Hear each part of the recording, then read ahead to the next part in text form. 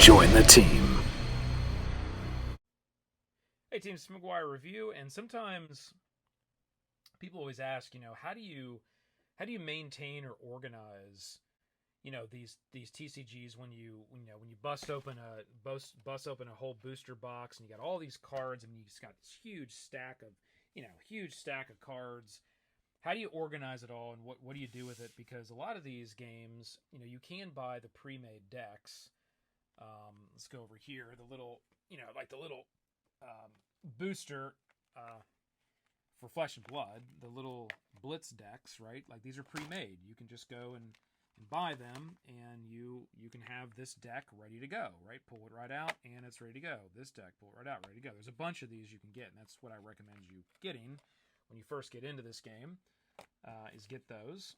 Put those back over here, and then, as you're going to want to build out your game, you're going to want to buy more cards, or maybe you won't, but if you do want to build it out, you buy more cards, and you get booster packs, or you buy one of the, booster boxes. Once you get all these cards out, it's like, okay, what do you do with them? How do you store them? And this is how I do it. So I just want to make a quick video here to show how I do that. So I have my big stack of cards. What I generally will do is anything that is, majestic or above, I'll just go ahead and sleeve it. Doesn't matter if it's, 50 cents, $1, $2, $5, $15, whatever, right? It'll be sleeved up and it'll be in here. And this is everything. This could be legendaries, it could be cold foils, doesn't matter. It's all sleeved up. And I'll keep those together because that would be what I would take for like trading or selling, and I want to be able to get to those quickly. I'm generally not going to play with these unless they're lower dollar majestics and I have a number of them that would make sense in the deck. Okay, so I will play with this one though, because that's a weapon and I only have to use, I'll top load it. I will play with this one. So I have those. I have those separate, right? Then what I do is I make a stack for the equipment. So all equipment goes in here. Doesn't matter, it doesn't matter what class.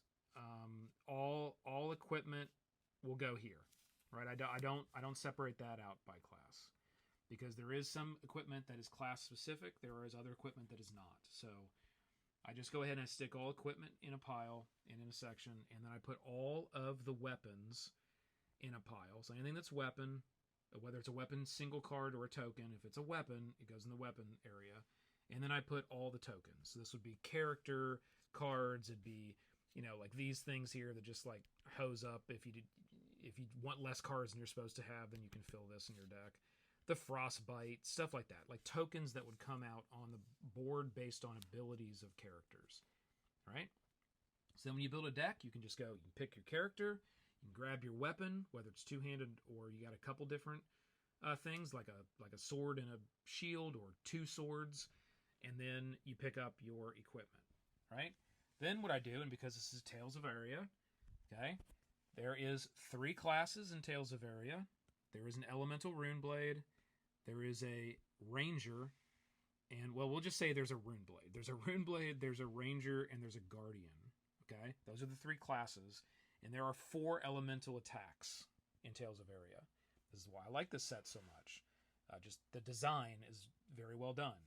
You've got Ice, you've got Earth, you've got Elemental, which is kind of any type of that sort of attack, and you have Lightning.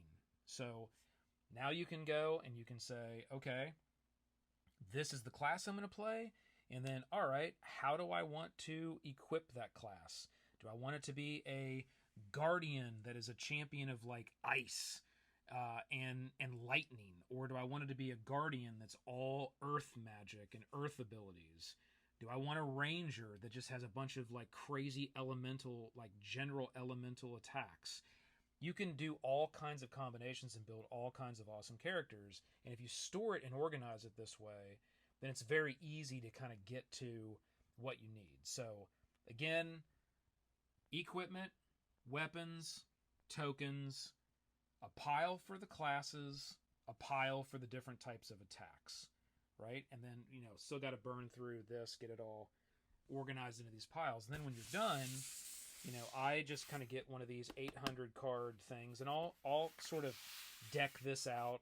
What I like to do is I razor blade out stuff from these boxes and the various blitz boxes and whatnot, and then I Mod Podge it on top of this, you know, just in a collage, so it looks kind of like a really cool custom box.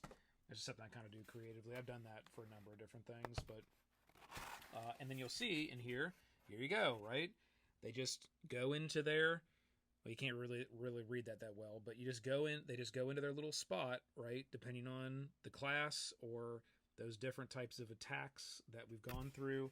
And obviously I would have a number of these to hold all the different classes and the different types of weapons and abilities and all of that.